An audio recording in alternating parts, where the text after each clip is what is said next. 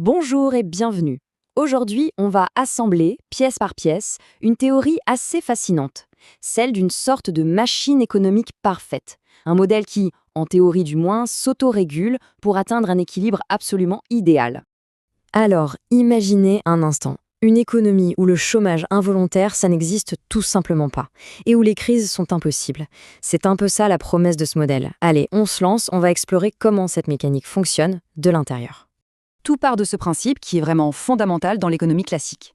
L'idée, au fond, est assez simple. Le simple fait de produire des biens va générer les revenus nécessaires pour les acheter. C'est en quelque sorte le moteur de notre machine.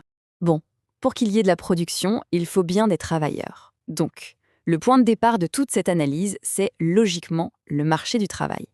Voyons voir comment il est censé fonctionner à la perfection. Ok, il faut savoir que ce modèle repose sur des hypothèses, disons, très fortes, presque utopiques.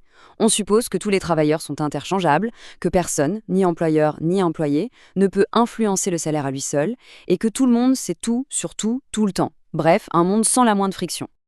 Alors regardons ce graphique. L'axe vertical, c'est le salaire réel, donc le pouvoir d'achat. L'axe horizontal, c'est le nombre de travailleurs. On a une courbe d'offre de travail qui croise une courbe de demande, et ce croisement, c'est notre point d'équilibre. Ça nous donne un salaire WR1 et un niveau d'emploi L1. Et à ce salaire-là, toute personne qui a envie de travailler trouve un emploi. C'est ça, le plein emploi. Maintenant, imaginons un choc. Disons une vague de pessimisme chez les entreprises. Elles veulent embaucher moins de monde, peu importe le salaire. Qu'est-ce que se passe sur notre graphique ? La courbe de demande se décale vers la gauche. Et là, au salaire actuel, on a un problème. Il y a plus de gens qui cherchent du travail que d'entreprises qui veulent embaucher. On a soudain un déséquilibre. Et c'est là que la magie du modèle opère. Parce que dans ce système, les salaires sont parfaitement flexibles. Donc pour absorber cet excès de travailleurs, le salaire réel va diminuer instantanément, jusqu'à atteindre un nouveau point d'équilibre un peu plus bas. Et le résultat ? Le niveau d'emploi s'ajuste et on se retrouve à nouveau au plein emploi. La machine s'est autocorrigée.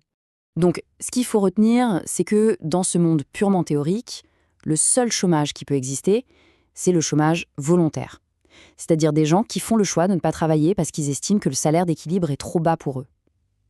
L'idée même de vouloir travailler au salaire du marché et de ne pas trouver, c'est tout simplement impossible dans ce modèle. Ok, passons à la deuxième grande pièce de notre machine. Maintenant qu'on a établi ce niveau de plein emploi, voyons comment ça se transforme en biens et services pour toute l'économie. Ce graphique montre très bien le lien. On prend notre niveau de plein emploi, LP, et on l'injecte dans la fonction de production de l'économie. Et ça détermine de façon mécanique le niveau de production potentiel, YP. L'offre totale de l'économie est donc fixée par sa capacité à employer tous ses travailleurs. Et voilà, on en revient à notre fameuse loi de Say. Toute cette production, IP, génère une somme équivalente de revenus, que ce soit des salaires ou des profits. Et d'après la théorie, ce revenu sera entièrement dépensé, créant ainsi une demande qui vient absorber parfaitement tout ce qui a été produit. Ah, mais c'est l'objection évidente, n'est-ce pas ? On ne dépense pas forcément tout notre revenu. Une partie est épargnée. Alors, si cet argent dort et n'est pas dépensé, comment l'offre peut-elle encore créer sa propre demande ? Le modèle a une réponse à ça. Voici la troisième pièce maîtresse, le marché des capitaux. Ici, l'épargne n'est pas du tout vue comme une fuite. C'est une offre de fonds qui peuvent être prêtés. De l'autre côté, on a les entreprises qui demandent ces fonds pour investir. Et le prix qui va ajuster parfaitement cette offre et cette demande, c'est le taux d'intérêt. En fait, le mécanisme est exactement le même que pour les salaires. S'il y a trop d'épargne, les vendeurs d'argent, donc les épargnants, doivent accepter un taux d'intérêt plus bas pour prêter. À l'inverse, s'il y a trop de demandes d'investissement, les acheteurs, les entreprises sont prêtes à payer un taux plus élevé. Ce taux d'intérêt est donc parfaitement flexible et il garantit que chaque euro épargné devient un euro investi. La boucle est bouclée, pas de fuite. Bon, on a une machine qui tourne avec des travailleurs et des capitaux. Mais comment on échange tout ça ? C'est là qu'intervient la monnaie, la dernière pièce du puzzle. Et on va voir que son rôle ici est étonnamment limité. Traditionnellement, on dit que la monnaie a 3 fonctions. Unité de compte, réserve de valeur et intermédiaire des échanges.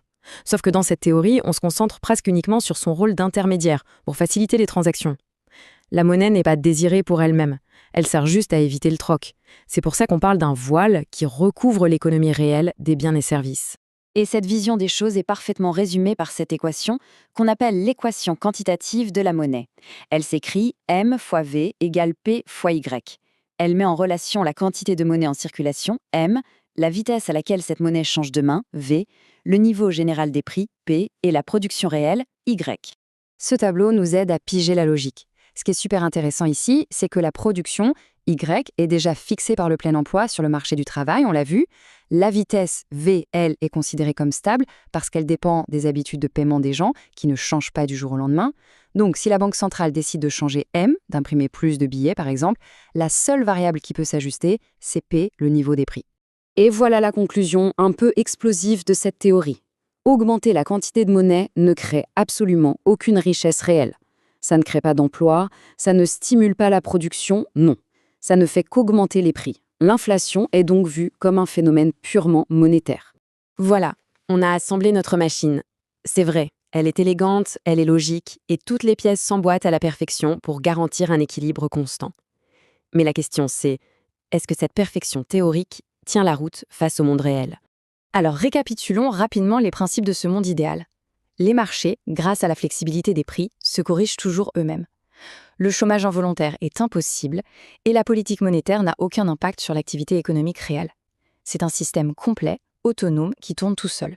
Pourtant, comme le texte source le reconnaît lui-même, la conclusion principale du modèle, celle sur le chômage, se heurte de plein fouet à notre expérience de tous les jours.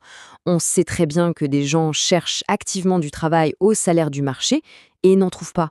Et c'est là toute la question. C'est la question fondamentale que ce modèle nous oblige à poser. Si la machine est si parfaite, pourquoi dans la réalité a-t-on l'impression qu'elle est si souvent en panne ? Trouver une réponse à cette question a donné naissance à des théories économiques complètement différentes, mais ça, c'est une histoire pour une autre fois.